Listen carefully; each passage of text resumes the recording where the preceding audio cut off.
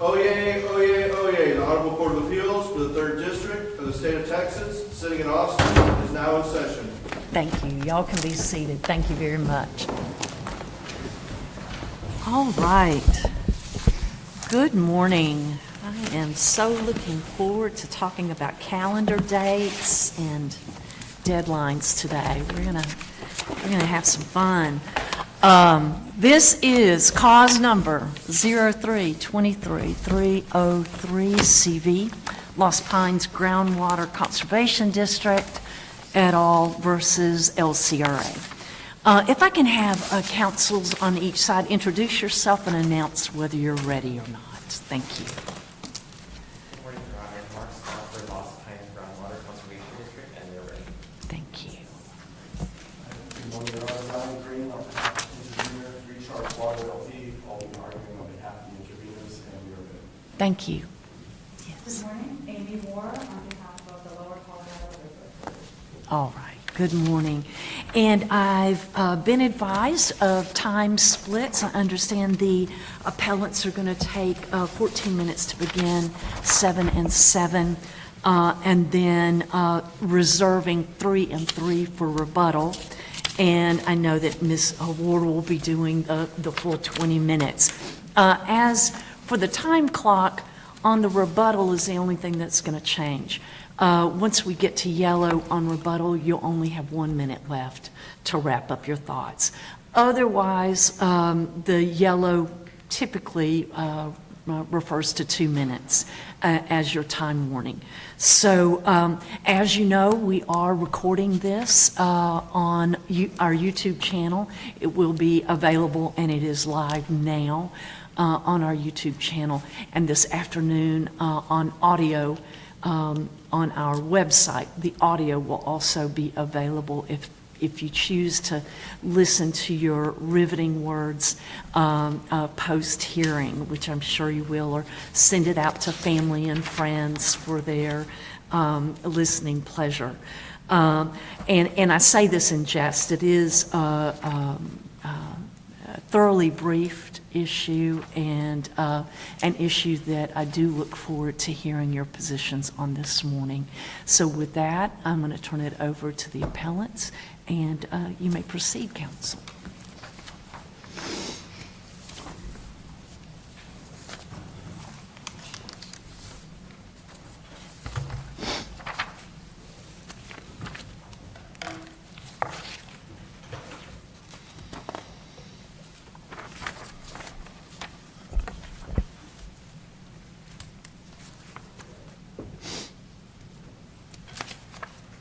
May it please the court. Yes. We're here today on a jurisdictional question. Does the trial court have subject matter jurisdiction over the LCRA's petition for judicial review? The answer is no. The trial court does not have subject matter jurisdiction. The LCRA did not exhaust administrative remedies, so the Lost Pines Groundwater Conservation District retained its governmental immunity. This court should reverse and dismiss LCRA's suit for 2 reasons. First, the court has already held an NDOP that when a contested case is referred to SOA, the APA determines when the administrative appeal is final. Applying NDOP, LCRA filed suit too late. Second, even if this court was considering the issue on a clean slate, the plain reading of the governing statutes dictates that this court should hold the trial court lacks jurisdiction. LCRA filed suit too early. It filed before its motion for rehearing was overruled by operation of law and before the district's order became final. It is a fundamental principle that litigants must exhaust administrative remedies before filing suit for judicial appeal. This is codified in the Water Code. It says, the suit may only be filed after all administrative appeals to the district are final. In NDOP, the court answered when the administrative appeal is final for a contested case referred to SOA. There, some landowners filed suit for judicial review against Lost Pines Groundwater Conservation District. And this court said, and I quote, administrative appeal of the order is governed by subchapters C, D, and F, Chapter 2001 Government Code. Plainly, the APA provides when an administrative appeal is final. Do you agree that the landowner's suit in NDOP would have been premature under either the APA or the Water Code? Yes, but this court did not hold that it was too early under the Water Code and the APA. It strictly held that it was too early under the APA's finality provisions. And going off that, this court was saying that it was answering a predicate question of jurisdiction. It was a jurisdictional holding that the APA applies in NDOP. So we must apply it here. The APA applies. The LCRA filed a motion for rehearing shortly after the May 2022 order. And it didn't wait for that motion for rehearing to become overruled by operation of law. Because of that, the district retained its governmental immunity, and this trial court lacks subject matter jurisdiction. I noticed that no one seems to have argued that there was any problem with the district's second order. It appears that if, in fact, the APA applied, the district's first order became final on, oh my gosh, I think January 10 was the 55 days. So what was the authority of the district to even issue the second order? The district did have authority. We agree that the first order is valid. No one's contesting that. The question before and the purpose of LCRA's suit was to review the second order, but they, like you said, do not argue that the district was without jurisdiction to grant the motion for rehearing. Now, the district granted motion for rehearing. Even outside the time of the APA, which you're arguing applies, but it didn't apply somehow to the first order. We're not Because arguing. you had the authority to issue the second one post-APA deadline. We are arguing that we had authority because the district wants to get things right. The LCRA filed a motion for rehearing. The district considered it, and they wanted to rehear the case and explain further. Now, as I was talking about before, the first order is valid and no one contests it. What's at issue is the second order, and the LCRA does not argue that the district lacked authority at the time. And here, we're on a question of jurisdiction. Did they file suit too early? In Section 36.251, the Water Code provides that before filing suit, all administrative appeals must be final. The LCRA decided to file a second motion for rehearing after the second order.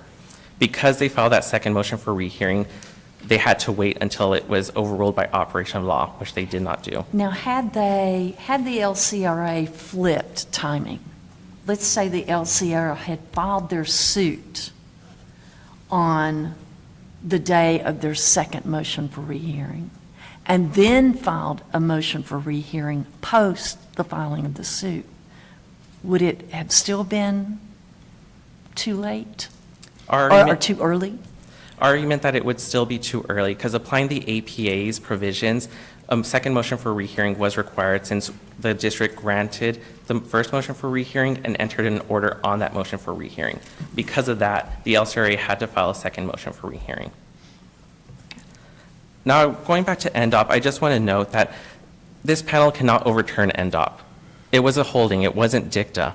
The only way that this panel can overturn it is they can't, Your Honors. But this court would have to sit en banc in order to overturn, or the Texas Supreme Court would have to do so. But this panel does not have authority to not follow NDOP. And I would just like to point out further that this is not a curable defect. The plain text says that the LCRA must file suit after all administrative appeals are final. They didn't file suit after all administrative appeals are final. This court already discussed the issue in Marble Falls ISD versus Scott when it held that the failure to exhaust administrative remedies is not a curable defect. Now, if the court was running on a clean slate, which we don't agree that it was, we argue that NDOP applies, applying the statute as it's written dictates that the APA applies. It provides that when a contested case is referred to SOA, subchapters C, D, and F apply to the hearing, Your Honor. And what's the difference as LCRA identifies that, yes, it applies to the hearing, but not to the referral back to the district? Your Honor, the hearing refers to the contested case hearing as a whole. The ALJs do not issue a decision on a contested case hearing. They issue a proposal for a decision. Under 36.4165, the district has authority to, they have the duty to rule on that proposal for decision. So the hearing consists of all aspects. And for, if you have Do you no- have any authority that supports that hearing means all aspects? Or are you just construing the statute in that way? I see that I'm out of time, so I'll briefly answer. Your Honor. Please answer, Um, yes. The hearing, the statutory authority is that under 36.416B, it specifically says that a contested case hearing is referred to, must be referred to SOA if it's requested. The contested case hearing does not end with SOA proceedings. The contested case hearing ends when the district issues a final order on that contested case hearing. And do you have any authority, like a case that says that that is how a hearing is to be construed? Off the top of my head, Your Honor, I do not. Thank you. Thank you. If there's no Thank further you. questions.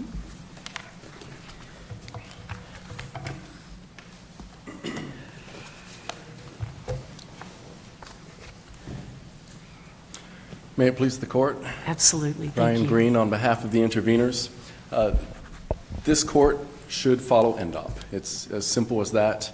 This court in NDOP v. Meyer held not only that the 60-day period is jurisdictional, not only that you can't file suit before the 60-day period, and you can't file suit after the 60-day period, but that the 60-day period begins on the 55th day after the motion for rehearing is overruled. That's what this court held. We cited authority in our brief saying that the panel needs to follow its prior panel decisions. In fact, I actually missed a Texas Supreme Court case on that very point, Michie v. Borromeo, 645 Southwest 3rd, 251. That's a principle of stare decisis, and panels of the court have to follow their prior decision absent an en banc or a Texas Supreme Court overruling or a material statutory change. None of those are present here. And interestingly enough, in the Michie case, these were unpublished opinions, just like here. The NDOP opinion is a memorandum opinion. That was the case in the Michie case as well. Now, I want to make this clear, Chief Justice Byrne, your question about, well, what about the second order? That was not effective.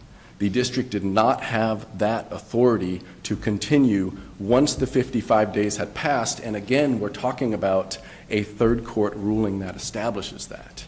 That's the 2010 case, the Jones case, where this court specifically looked at this very situation where the governmental entity had in fact acted after the deadline to act, and the court said that is a nullity. That is legally irrelevant what happened after. They no longer had the authority. And so this court needs to follow that holding. And I understand why the district might take that position. They're perhaps a bit sheepish about having continued to act after the deadline had passed. But in the Jones case, this court said, while the parties were understandably misled by the governmental entity continuing to act, that is outweighed by the importance of finality. So from your vantage point, the law of the day is the first order. That's exactly right. That's exactly right. And so we are subject to the first order.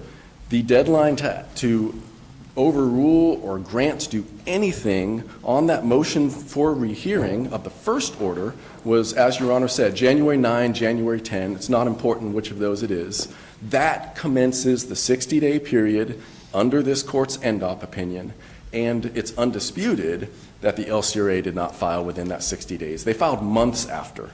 Everyone continued to operate as if the district was still considering the issue, but the district can't waive immunity by conduct. It's only the legislature that can waive immunity. So when we get to court and we look back at what happened, we don't apply what the parties were thinking was the law. We apply the law. And the law is very specific on this point. When a hearing is referred to SOA, subchapters C, D, and F apply. Subchapter F contains the 55-day period. We apply that. Now, Chief Justice Byrne, let's talk about that other question you asked about. Well, what about the word hearing? The word hearing is in the statute. Now, we could comb through all these cases that talk about motions for rehearing filed in contested case hearings. Those cases are out there. It's a term of art. the contested case hearing. So I don't think you're going to find a case that says here is the specific noun definition of contested case hearing, but what we can do under statutory construction principles is we can look at the whole sentence. We have to construe the term hearing in light of the fact that it says it's governed by subchapters C, D, and F. We have to give meaning to the legislature saying this hearing, whatever a hearing is, it is governed by subchapter F. When we turn to subchapter F, the entirety of it is talking post-SOA. Remand back to the agency, every provision, and it's in the title, final decisions and orders, motions for rehearing. And you go through all 7 sections of subchapter F, and it's all talking post-SOA, post-remand. So we have to construe the term hearing in Texas Water Code 36.416A to give meaning to subchapters C, D, and F applying. If I found an interesting statute while I was doing my case law update, Texas Labor Code 410-153. It's very similar. It's also saying a contested case hearing, that the APA applies to it, and then it says what's excluded, what's included, and it does it by section, even by subsection, as well as by subchapters. In other words, the legislature knows how to say, the LCRA is arguing well, there are some provisions of subchapter F that apply. Subsection C and D of section 2001.141 could apply. The legislature didn't, in the Water Code, limit the applicability of the APA to specific sections or subsections. The legislature knows how to read the subchapters in their entirety and saw subchapter C in its entirety applies general rights and procedures. It includes pre-hearing notice. It includes discovery. Well, discovery then, therefore, is subject to the APA. Subchapter D, actually subchapter D is discovery. Subchapter C includes the pre-hearing notice and the proposal for decision. Subchapter D, discovery. We know that the discovery rules of the APA apply here. Subchapter F is all about what happens post-remand. And the legislature, by plain language, incorporates subchapter C, D, and F in their entirety whenever the district contracts with SOA for a particular contested case hearing. And counsel, I know that there's a motion to dismiss all the interveners. What is your position on whether we can even consider your arguments at all if, in fact, we grant LCRA's motion to dismiss the interveners? Well, first of all, our argument is jurisdictional, and the court needs to consider its jurisdiction. So that's number one. Even if this court kicked us out, the court would still need to consider the arguments. But number two, again, I just go back to the language of the statute. Civil Practice and Remedies Code 54 I'm missing it. Anyway, it's subsection A8, and what it says is not a governmental entity can appeal the denial of a governmental entity's plea to the jurisdiction. It says a person. And the key on those cases, and I know I'm out of time, but real quickly, the key on the cases that talk about that, it's a question of standing. Do the interveners have standing to raise this jurisdictional argument? We do, and the reason why is because if we're right, we win. So we have standing. Thank you. Thank you. Thank you. Ms. Warr.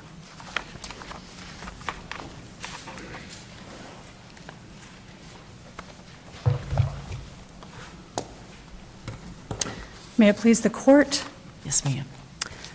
I'd like to discuss, at the very least, I'd like to talk about NDOP to start with, and then I'd like to talk about the plain text, because this is a plain text case. And I'd like to specifically address Chief Justice Burns' question about what does hearing mean.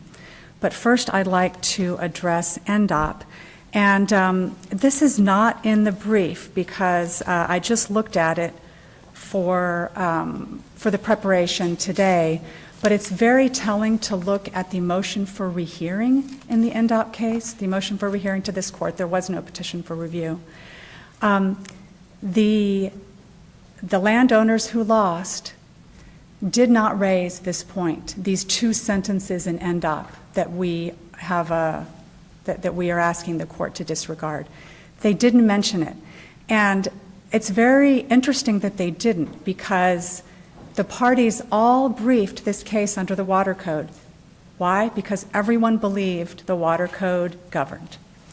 So when the parties got this opinion that had the total opposite, that really came from nowhere, no one had briefed it, that actually it was the APA that applied, you would expect that the losing party would bring that up in the motion for rehearing. They didn't. Why? Because it didn't matter. It didn't matter to the result. So they filed a motion for rehearing. They brought up other issues. They didn't bring up the 2 sentences of NDOP that say the APA applies. They didn't bring up the timing at all.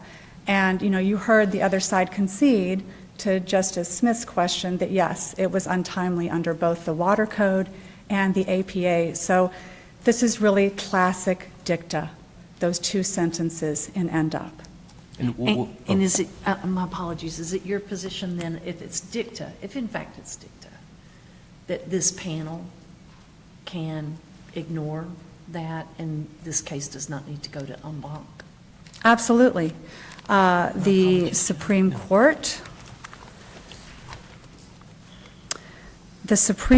has said in Seeger versus Yorkshire Insurance, this is cited in the briefing, said that a court should follow judicial dictum unless it is erroneous. So if it's erroneous, which it is, this court should not follow it. And my apologies, I interrupted my colleague. Well, so my question was just going to be a little different. It was going to be more of the, in NDOP, it sounds like the parties all just assumed it under your argument that the Water Code applied, and then the opinion came out that the APA applied.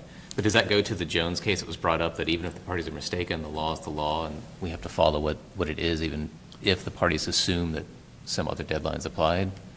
Oh, absolutely, Your Honor. Just because they thought the Water Code applied, it didn't waive the jurisdictional issue in any way.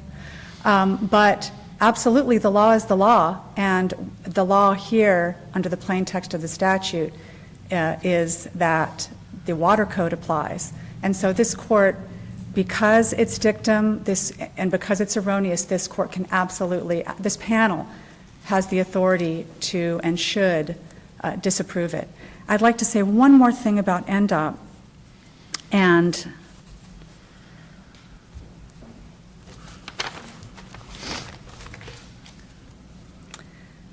I want to highlight the difference in the adversary process. So we've talked about the fact that the court in NDOP, nobody briefed this, right? So the court had 0 briefing on this issue. This court has over 140 pages of briefing only on this issue of whether the APA or the Water Code applies. And this is an important issue, and it deserves the full adversary process and the full consideration of this court. And that is what's happening right here, right now. The full adversary process and the court's full consideration. So this is where this issue should be decided, this forum. Now I'd like to address the plain text. So, Justice Byrne, you asked about the definition of hearing. Yes, ma'am. And, of course, we say, our position is that the hearing is defined actually by 36.416 of the Water Code. That's under tab 3 of our bench book. And the hearing refers back to the prior phrase of the statute. It's if a district contracts with SOA to conduct a hearing. So it doesn't just say in any hearing, subchapters C, D, and F apply. If that were the case, the other side might be right. But here, it specifies which hearing it's referring to. It's a hearing that the district contracts with SOA to conduct. And in this case, that was the contested case hearing before SOA. So that is what hearing means. And if the court would indulge me and turn to, I have a flow chart under tab 1 of the materials. It's very similar to the flow chart that was in the briefing. So This in the red over here on the right is the SOA hearing, what we say stage 2. That's the contested case hearing. And so over here on the left is where is the district, all the things that the district does both before and after the contested case hearing. So down here in the last, next to last bubble, it says district entertains rehearing motion and finality is established. That is where we're at in this case. Those are the deadlines that the other side would like to apply, the APA deadlines that the other side would like to apply to this case.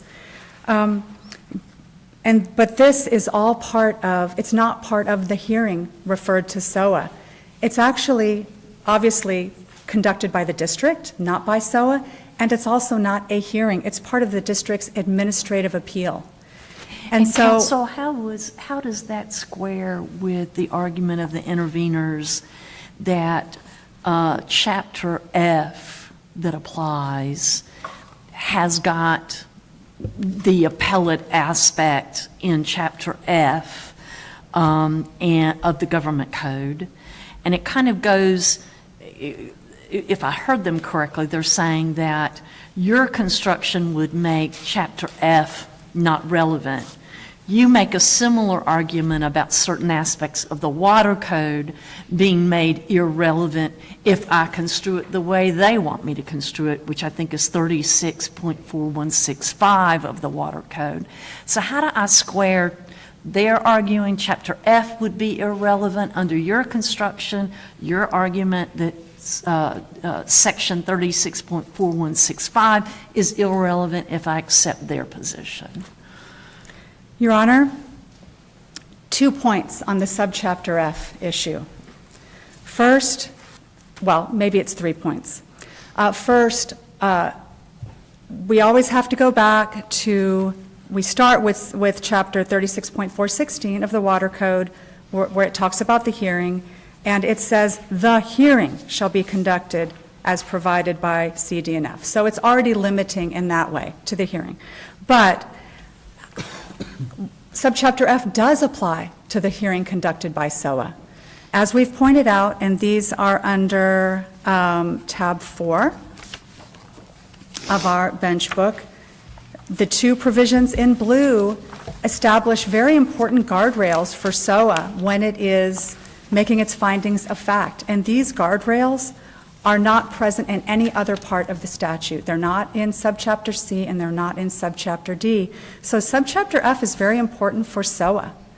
And it is not, the second thing is that every provision in C, D, and F does not have to apply. And in fact, it doesn't. I'll give you an example from subchapter C. There is a section with special rules that apply to people seeking licenses. So that's never going to apply in the water context, but it's there. So, and that doesn't make subchapter C meaningless. It's just a fact that yes, these C, D, and F do apply to the hearing, but the statute doesn't say every part of these must apply to the hearing. So they each have their applicability.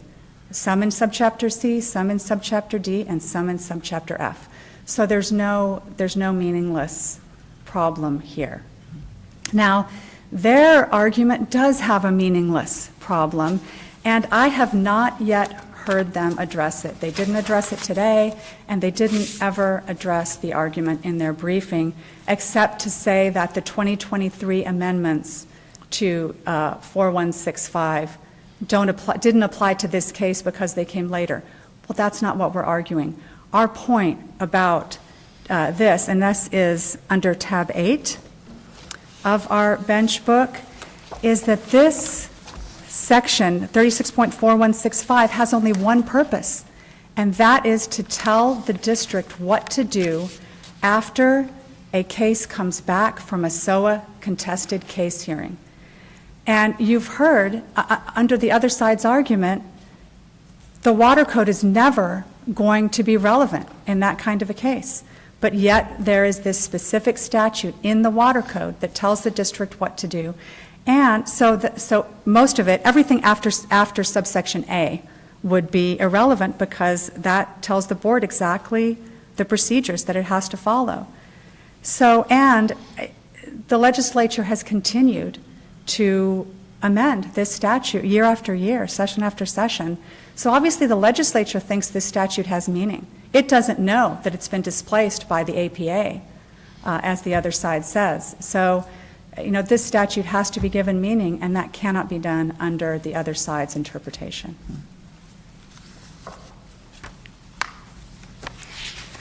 I want to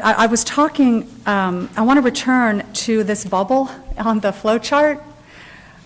This bubble that I was saying that this is not part of the hearing before SOA. It's before the district, and it's part of the district's administrative appeal. And I think this goes to your question, Judge Byrne, about what authority is there about the meaning of hearing. The Water Code says a lot about the meaning of hearing. And we have to interpret words in a statute according to the surrounding statutory provisions. So the Water Code talks about lots of different kinds of hearings. It talks about the initial or preliminary hearing. This is in the very beginning when they talk about things like standing and who the parties are going to be. And it talks about contested case hearings over here in SOA, or, of course, the district can do it itself. But that's the contested case hearing. And then it talks about the final hearing over here before the district, when the district first reviews SOA's proposal for decision. And so those are the hearings. But then we move to the administrative appeal portion. And so that administrative appeal is not a hearing. Just textually, it's not a hearing, and it's not treated as a hearing in the Water Code. If you'll turn to tab 5.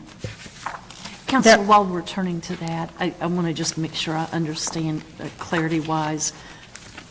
LCRA is taking the position that because the Water Code applies from the first order throughout, that the second order was timely because the 91 days applied as opposed to the 55 days applied. Is that correct?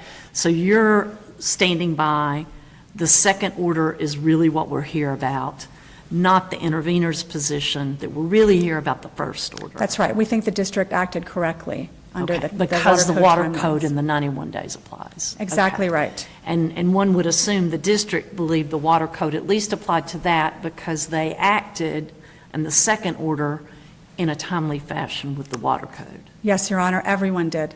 Everyone, all the parties did, including the district. Okay. Thank you, Counsel. So under tab 5, and we're talking about the administrative appeal and what that means. Administrative appeal is used several times in the Water Code. The first time or is in 36.251, where it talks about the suit may only be filed after all administrative appeals to the district are final. So here, what this tells us is the administrative appeal is to the district. It's not to SOA. There's no administrative appeal before SOA. There's no motion for rehearing in front of SOA. And so those are the deadlines that the other side would like to apply here under the APA, the finality and the rehearing deadlines. And both of those are part of the administrative appeal. It happens right before the suit for judicial review. So I guess what I'm trying to establish is what are the parameters of the administrative appeal? And here we know from this that it ends right before the suit for judicial review because it has to be complete before the suit for judicial review. So when does the administrative appeal start? If you'll just turn there are 2 pages under this tab 5. So this is 36.412 of the Water Code. And what this says is a party to a contested hearing may administratively appeal a decision of the board by making a request in writing. And then it talks more about appeal and says the first step is to make a request for findings and conclusions from the board. And then down at the bottom, it talks about then the party may request a rehearing. So under this section, and I'm just going to go back to my handy flow chart. So here's the final hearing, this first blue bubble after we've come back from SOA. And then this is where the rehearing starts. When the district makes the decision and issues findings, because the person has asked for findings, we know that that is the beginning of the administrative appeal. And then here we have more administrative appeal. And this, again, these are the deadlines that they would like to, the other side would like to impose here. So they're not part of a hearing. They're part of the administrative appeal as those words are understood by the water code. So not only are they not before SOA, they fail both aspects of 36.416. It's not a hearing before SOA, and it's not a hearing. So the APA just doesn't apply. The water code continues to apply here. Ms. Moore, I don't know where we are on time, but I want to make sure that at some point you address the issue of an amended petition versus a new lawsuit, saving your jurisdictional issue as it relates to the second motion for rehearing. Sure. So I think there are two aspects to that argument. So the first really goes back to, does the APA apply? Because they'd like to apply the APA definition of finality to say that the order wasn't final when we filed our suit for judicial review.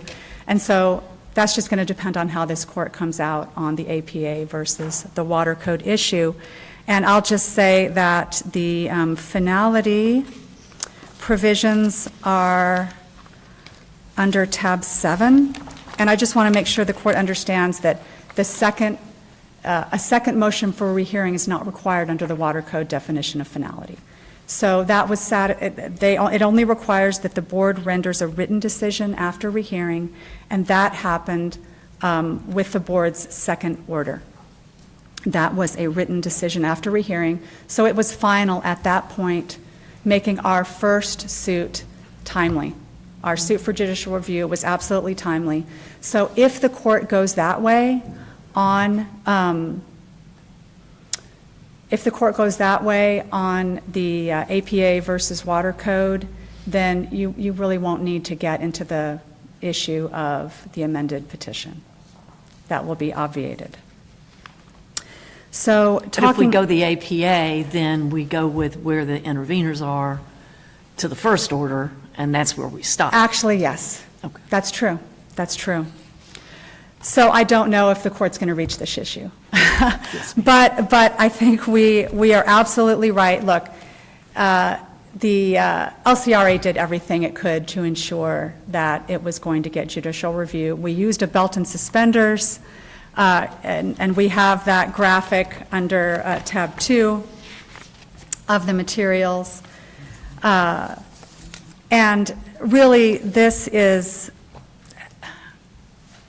the other side has cited no case where a party used a belt and suspenders approach and a court said, not good enough. All of the cases that they cite involve someone who filed prematurely before it was final and then did nothing more. Well, we did something. We filed an amendment, and we re-invoked the jurisdiction of the court under the Supreme Court's decision in Simmons. And we can quibble, I think they would, about whether this was a conflict under Simmons. Well, if everything that happened in this case, this morass, doesn't establish that there's a conflict, I don't know what does. And we also... Oh, I'm sorry to interrupt. Go ahead if you Not want at to all. finish. No, I was going to ask, just to make sure that I'm clear on this, but I mean, before we kind of get into all this stuff, we have to do something with NDOP, is that correct? I mean, we either have to distinguish it, rule en banc, say it's dicta, do something like that. Is that kind of your position? That's kind of the first issue that we need to deal with in this Yes. case? Because if we decide that NBOC is controlling, then, it goes a certain way, but if we think that they ruled incorrectly or something, then we're going to have to do something with that. Is that right? That's right, Your Honor. Okay. So we don't take issue with the vast majority of the NDOP decision, the parts that were briefed and that were dispositive. What we take issue with is those two sentences in NDOP where they said that the APA applies and So I think the court first has to disapprove those two sentences. And the court has authority to do it. It's dicta, as we've established. And as the Supreme Court said in Seeger, the court does not have to follow incorrect dicta. So if this court believes that NDOP was incorrect, it should not follow it. Thank you, counsel. And Thank you. any final words? Please affirm. Thank you, thank you. Let me hear then from the appellants. Yes, counsel, you may proceed.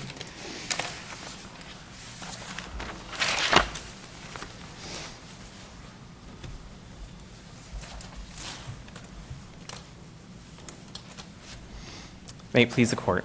Yes. The waiver of immunity states that all administrative appeals must be final before the LCRA could file suit. All administrative appeals were not final. Right now, we heard that the LCRA argued that a second motion for rehearing was not required. But the waiver of immunity doesn't say all required administrative appeals. It says all administrative appeals. And regardless, the APA applies. Under the APA, a second motion for rehearing was required. So if the APA applies, why isn't the first order the only order? The first order is not the only order, Your Honor, because the law is the law and procedure must be followed. The district granted the first motion for rehearing and then ruled on the first motion for rehearing. Following procedure, the LCRA was required to file that second motion for rehearing.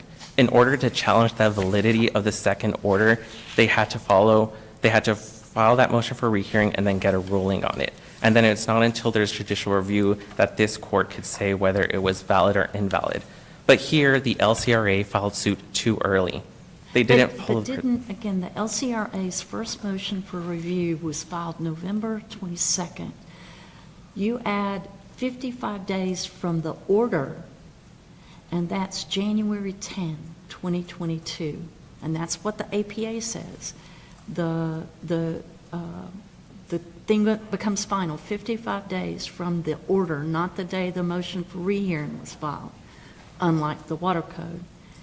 And you don't issue another order until 3 months later, May 18. So if it was final, according to the APA on January 10, doesn't that end the discussion? Our position that is a merits question. And to get to the merits, you must first satisfy all administrative appeals, which in this case would be filing that second motion for rehearing and the second order.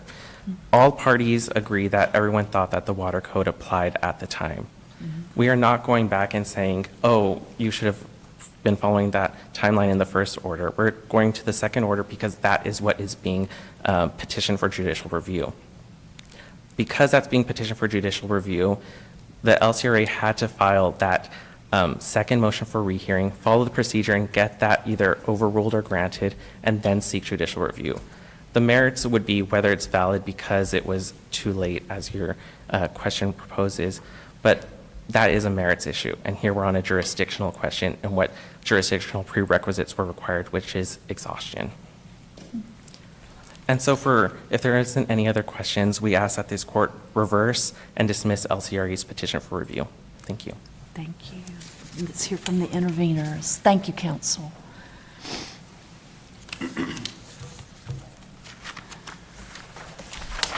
All right, so to start, Justice Smith, you are absolutely correct. If NDOP is controlling, we win. If this court decides to follow NDOP, the case is over. They didn't file suit in time. Chief Justice Byrne, just as you said, that ends the discussion. So, briefly in rebuttal to some of what I heard, and I'll just use their exhibits. Exhibit 1, these blue and the red. Well, that's very pretty, but that's just not reality. The reality is, as soon as a contested case hearing is, they contract with SOA, everything at that point is a contested case. That's what the APA headings say. And just think of it practically. If I said for a living I do contested case hearings, would you think I quit when we were done with SOA? No. I'm going to continue file motion for rehearing at the agency level. Same thing, if I said I do trial work, you don't think I quit when the evidentiary trial is over. No, I'm going to file post-verdict motions and post-judgment. Contested case hearing is a term of art that talks about the whole contested case. Yes, there could be many hearings, discovery hearing, evidentiary hearing, hearings back at the district level. It's all part of the contested case hearing. And we know that because of the plain language of 36.416 that says the contested case hearing is subject to C, D, and F, which is all post-remand. And on that point, it's all post-remand. Tab 4, where we looked at these two provisions of 2001.141. Remember, the Water Code doesn't say C, D, and just these two subsections apply. It says subchapter F, the entirety of subchapter F applies. And I disagree that C and D applies to the proposal for decision. We don't care how detailed the findings of fact on the proposal for decision are. That's not what we appeal to the district court. What matters is how detailed are the findings in the final order. And if SOA doesn't do a good enough proposal for decision, 2001.141 tells the district they need to fix it and make sure they're complying with C and D. SOA doesn't need to follow those. The SOA order is subject to a different section, 2001.062. That's the statute that governs the proposal for decision. This only governs the final decision, as the context of this makes clear. But SOA doesn't issue the final decision, do That's they? right. The district does. That's exactly right. So doesn't that play into LCRA's hands with regard to, it does shift over to the district, and it's not in the hands of SOA for the final? It shifts over to the district, but it's still part of the contested case hearing, and we have to comply with subchapter F, just like the Water Code says. And you made the point, Chief Justice Byrne, about this concept that, well, aren't some Water Code provisions rendered irrelevant? Only because the Water Code says, if you refer, then subchapters C, D, and F trump. We follow those now. That is clear from Water Code Section 36.402. And real quick, finally, on these amendments, if you look at the amendments in 2011, 2015, that's all that matters. We don't pay attention to the 2023 amendments. All they're doing is clarifying, as between the district overall and the board, who does what post-remand, but the key, it does not conflict in any way with subchapters C, D, and F. The only time amendments come in that might conceivably conflict with those three are 2023. The court doesn't have to ask that question. That case is not before this court. This court is only looking at pre-2023 Texas Water Code, and under that, subchapter F applies, follow NDOP, the holding is clear, 55-day, their lawsuit was untimely. Thank you, counsel. Thank you all.